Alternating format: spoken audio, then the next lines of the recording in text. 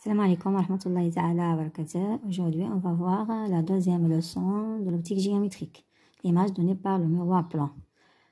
Dans cette leçon, on va voir trois petits paragraphes. La première consiste à déterminer les caractéristiques de l'image d'un objet à travers le miroir plan.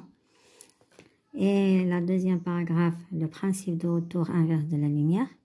La troisième paragraphe, le champ de vision d'un miroir. Maintenant, on va voir le premier paragraphe, comment se forme une image dans un miroir plan. Pour cela, on utilise l'expérience de deux bougies, qu'on peut le voir dans ce lien.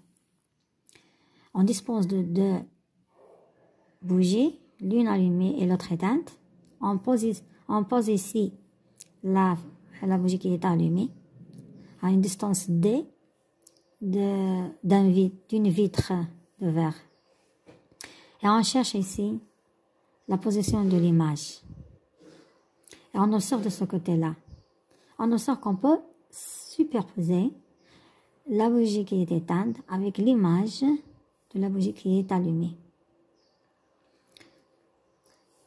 On observe ici que la bougie semble être allumée. Lorsqu'on mesure la distance entre la surface réfléchissante et le point A', on trouve que c'est la même que la distance entre I et le point A. Et puisque les deux bougies sont identiques, alors on constate que l'objet et son image sont symétriques par rapport à la surface réfléchissante. Donc, deux relations qu'on peut en tirer. IA est égal à IA'. Et AB est égal à A'. B'. A est égal à IA', AB est égal à A', B'. Maintenant, je vais vous expliquer pourquoi l'œil voit la flamme sur la bougie qui est éteinte et semble être en combustion. Ici, l'œil. Donc, ce rayonnement qui vient vers l'œil semble être issu de point A', parce que on sait bien la loi ou bien le principe de propagation de la lumière. Notre cerveau est conditionné par la propagation rectiligne de la lumière. C'est pour cela qu'il localise un objet dans la direction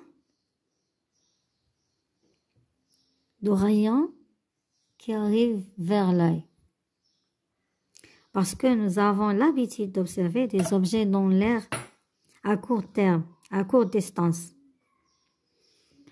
À courte distance, les caractéristiques de milieu qui est l'air sont presque constantes.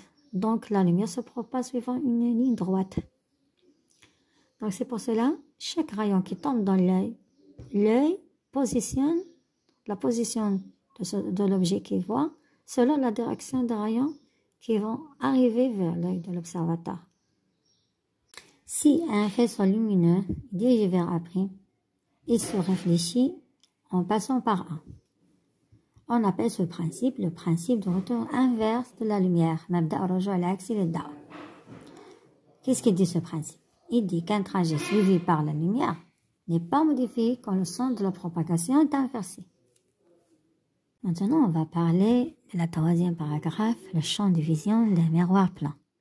Qu'est-ce que ça veut dire un champ de vision d'un miroir plan? C'est tout cet espace-là.